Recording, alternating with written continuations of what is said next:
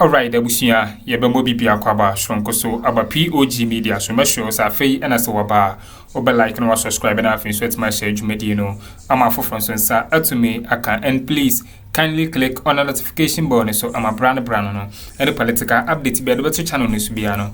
Also, on sir, to me, I can wash and have so as I'm such a wadene. After Yumbo Remian Fansam to Dona and Brew, I Bono NPP Regina Chairman. Abronye DC, Abusia, and the breaking news are Union say. Court etimi grante Abronye bail in the sum of 50,000 Ghana cedis with one surety abusia and yet asem kuma Abronye DC and the dia me no work say a court etimi grante Abronye bail with the sum of 50,000 Ghana cedis 50 Ghana cedis abusia me no work say epia ende anase ne ochena de Abronye ebitimi free prison custody na Abronye lawyer edin sembi etudwa after say man Abronye bail na ne lawyer na say yade o de Abronye eburam e court and the ekache judge na oti blem say Abronye condition no sisi assessor ni BP kwa na ekosoro na one take car and say if care is not taken Abronye ebitimi ewu ada prison custody to say judge oti akonyem se oma Abronye bail abusia judge ne so de osie oya wama wa grant Abronye bail with a sum of 50,000 Ghana cedis with one surety abusia me waste time plan mo me nkoni nkoti nsema ekos ni be na ansa na be kono me sure so nya like jumedi na be like share ma for nsa into me enkebe meramase ya back court ebe movie bail application ni and then my lord eti so bail application ye movie I mean wajiatu and wa grant bail no amaye or say bail no 50,000 Ghana cedis with one surety, no justification. They are not a bail, my lord. They are my client. You say I better find the password. You better execute bail. I'm a client. I am Akuffo. The catch report and they say if we are done, I buy and be seen there. I mean, the client on the condition I the assessor. I mean, say last year, no be almost all your, but as it stands, the BP. I mean, or the health and editoriality. Until I had to run back to court. Now, in fact, how I met to court and I'm in country court and I say after the last time I buy and your master any health and you know, only now so now until so free. Yeah, the bill is a phone and or the 2 more or guarantee. Hopefully, so when PNA because conditions no more I mean, it is that favorable, sir. You better not execute na yati yourself free. Hopefully, the client no where PNA na me charge your channel or be PF custody. Sure. Bia wo man Ghana mu wo mu ne ani da so wo ha nam na mo nam krom ha no MPP fo asese na mo ti krom ha no wo mo brabo nyina ye UK adwene nkwa na wo mu nyina sire Me de chesa me de wa hutie me say me twi ho amenti ase from 1963 hoba Kwame Nkrumah ni niema o sha se wo ye nyina MPP fo na report Kwame Nkrumah niema bebire Kwame Nkrumah ntimi anya MPP fo ana report no Kwame Nkrumah AC Akosomo Dam MPP for throw letter adiko UK Parliament the command queen say omumra mehwe sika Kwame Nkrumah fa wodi si dam kakrade ama Ghana for na Ghana swadodo for that big dam eti Nkrumah eseska wo wie na Nkrumah ye temamoto we no the cement na ye World Bank project MPP for kro ya wo mu throw letter the command World Bank say woman mehwe se Kwame Nkrumah esesa cement e de agu fom Nkrumah esesa cement wadi gu fom enti momma Kwame Nkrumah sika bia na cement na project no so oye no eye cement no di gu fom na wiase wan na de cement ye kwan MPP na ene di o mahu the diplomatic community a e wo se wo mo nkodan wo efri se ye chi wo mo nkrofo a wo mabo man yi kro no. Every said the same idea omudidi NDC for opposition no ehun from kakra bua for mo ho eti sabrei MPP for Yakoye media budget review crowd almost sorry. So one of the petition command this diplomatic community no if he say ya chichi wa monkro 47 to me wakoje $10 million say what the kodo brofu a one no brofu no beka che Ghana for say ensu afa buro no $10 million nshi meba abushu afo dwa basi dwuma de suni yenko ahoma no so na mentwetwe nkomo we tew emfa emra Farouk Wahab international diplomatic consultant yenko bisa ne say nsem we na se eba ne say ade na ya odwen fa ho opani sa otum nka me assalamu alaikum alaikum salam wa rahmatullahi wa barakatuh yada sesa no pay ya fra wanya kwan ne ya twetwe nkomo menim fudi wani adi ensem a ekoso na echi minority for chiremu se ye aban we ba ye omo nkrofo a omo kasa na aban na ma ya chechi omo wo say ye violate human rights ewo kroma ne ade first of all sa na hu na my name is Farouk Al-Wahab. Okay. Not Al-Farouk Wahab. Farouk Al-Wahab. Farouk Al-Wahab, okay. Yes, I'm Pacho. All right. So, first of all, I'm not a politician, but since I brought on diplomacy, the reality is that diplomatic corps is a community of diplomatic nations in any country are the friends were hosts, and the guests of the diplomats, diplomatic guests, countries, congregation of countries are Omohana host room, Omo association and union, and we form a diplomatic corps. With the same way, Ghana is Johnny B, or a member of Burkina, or a member of Mali, or a member of other countries, jurisdiction I am the mission. Now, so there was some diplomatic corps. First of all, in your court. And two, what the Koma diplomatic corps does not lead any country or your host nation say, or no diplomatic corps or the court at the international court, and I will notify even the highest body to say you and no. Diplomatic corps, the bit my say. There be a petition at the court. And do analysis of the petition. Now on CBA, or just one sheet page. At the Ama Abani say, oh, Sena, then Saka, a free more position. Because the job of diplomatic or part of it, let's us not forget, they don't represent only bilateral, but political, any other international, your friend is saying, relation matters, no. And in a woman as yes, you are baby for. So far, the Akroma woman, and non just the MPP for no, they are short, and I say the only fine, waiting in their court. But the reality of the matter is what can the diplomatic corps do in this regard? Especially the matter borders on local domestic politics that borders on one, the governance of corruption, and as a governance of your monetary affairs. So a single country be any room to say United States and be American for government to be the and particularly you need MPP for say and NDC for new American for be to be manual bekabi.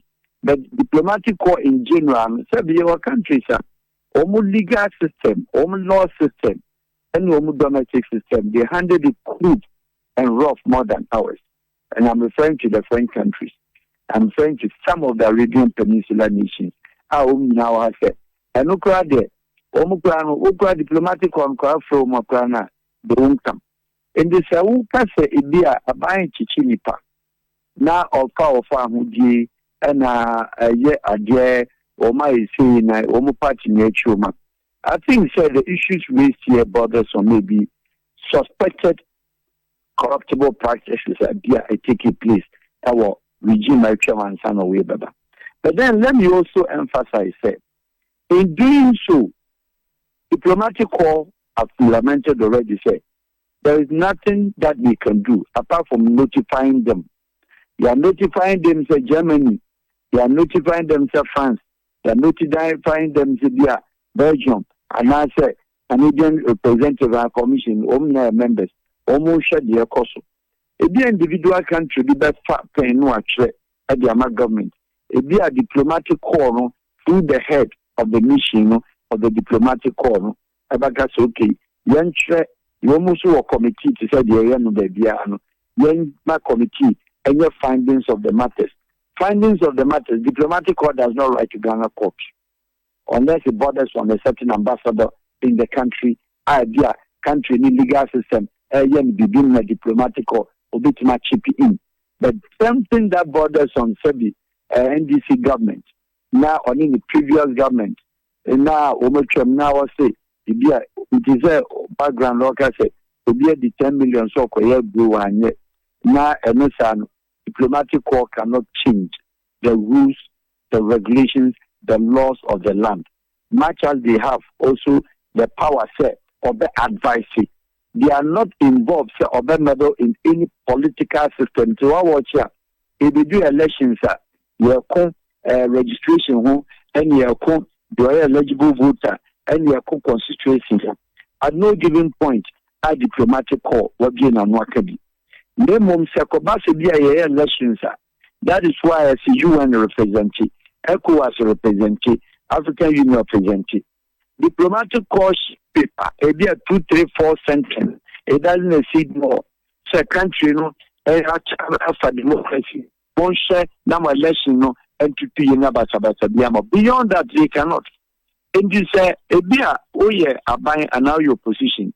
Now, also highlighted the current happenings of the country to the diplomatic corps. I'm saying that you are allowed to do that. But much you can expect from the diplomatic corps, meaning that your country is only a part, our policy system, a part of a part or capitalism, and your monarchy system of diplomats and representative nations. It be at their work and come crowd there, that opportunity to be. How did they come and talk about Ghana issue? It be at the American a communist system, Abanika, Ubi and Kabi. I don't think Johnny Chrome rules. They will see and ever come and criticize Ghana. Nemo idea is not from the no any chief one said.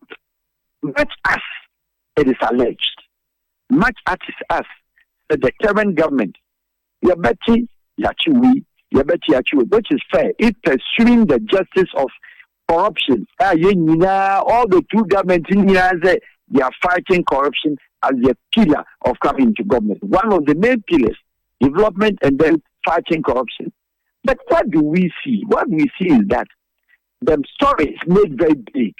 The country will be the Nigerian one empire justice. While the fees are made, we have got us in the ICC. Then we get to say, yes, you will be Ajiska, so the area I got or this can. Me actually, I'm anybody, but what does it end? In the end, my brother and listeners, where does it go? It has become a popular notion, Nichina, the issue of political vendetta.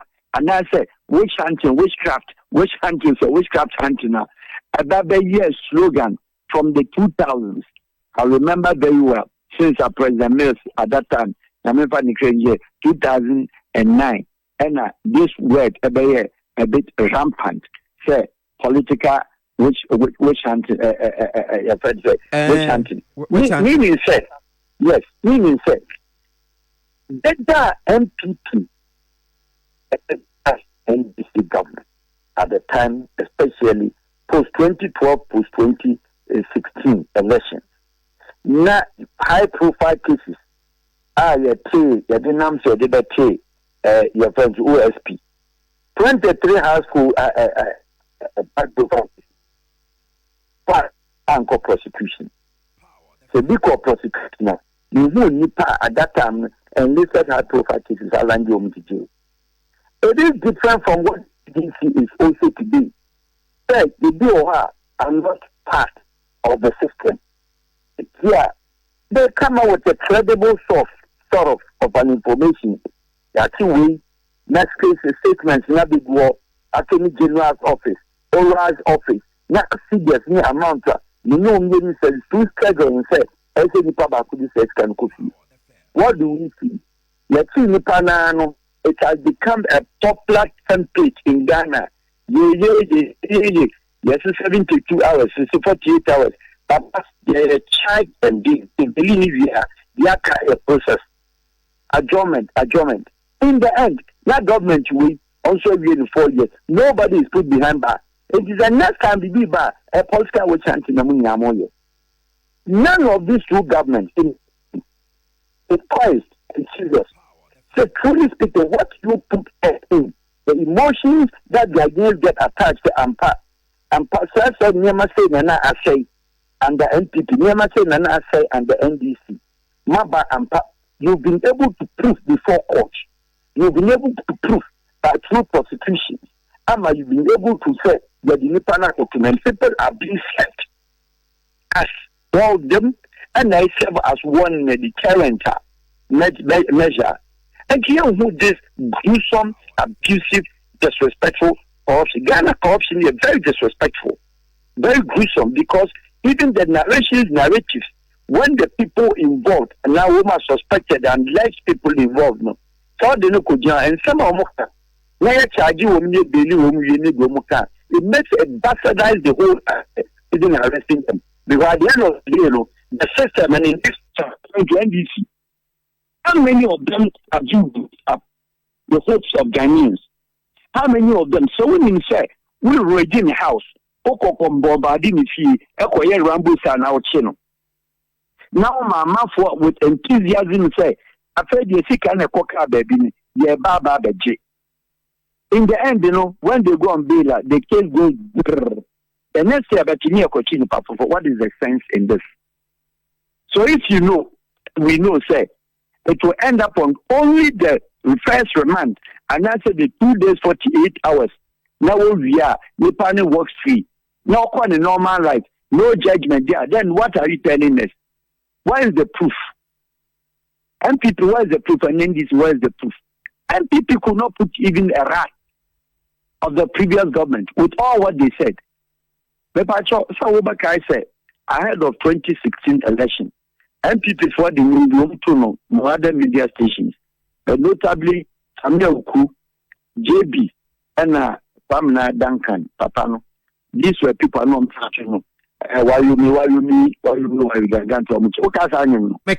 that was in 2011, 2012 more, baby. Yes, very fine voice. May I have a bad voice? I can't sing unless if it is a French music. Nice. I fairly remember His Excellency the President Nana Addo Akuffo the then, who was a candidate out of the rally, and I'm quoting, said, "Wayomi, not my time." Every single dime with Mr. Wayomi Obeji. Was it justified? Did he know what he was talking about? Was really Wayomi? Had he really per law, per woman investigation? No, we are going to said Yomkano. Almost my head one single dime on budget. But then, cautiously, even NDC government that they claim said Wayomi was part of NDC government incarcerated Wayomi for about 3 days. President and to be corrected, and now President Mahama, watch Wayomi. And that was the basis MPP at the year elections campaign in 2012. But that was that 2012 or 2016. Yes.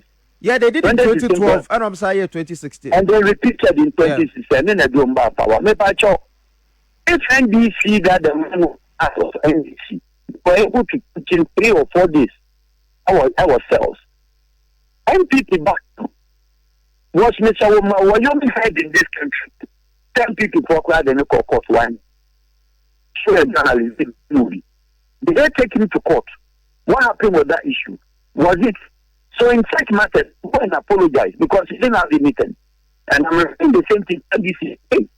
That if you believe that these people have committed XYZ, me identify myself as a Ghanaian like any other Ghanaian else.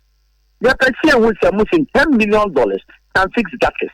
$10 million can fix up Kolibu. $10 million can fix up Ridge. It can fix other hospitals in the villages. Akuffo Central Hospital, government hospital. Go and look at the place.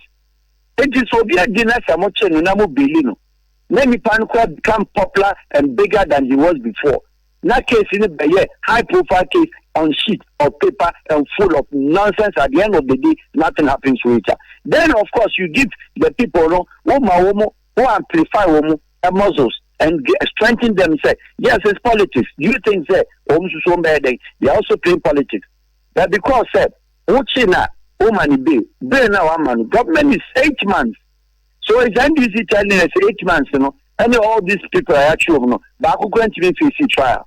I hear a case in 6 months, 8 months. Because they will tell you to prove per Ghana law. Have you been able to prove? If you haven't been able to prove there, and they will change it because of politics in see. Justify the answer you back on. Okay. And the more now, drama the ears of the international community. And the international community will gauge and watch.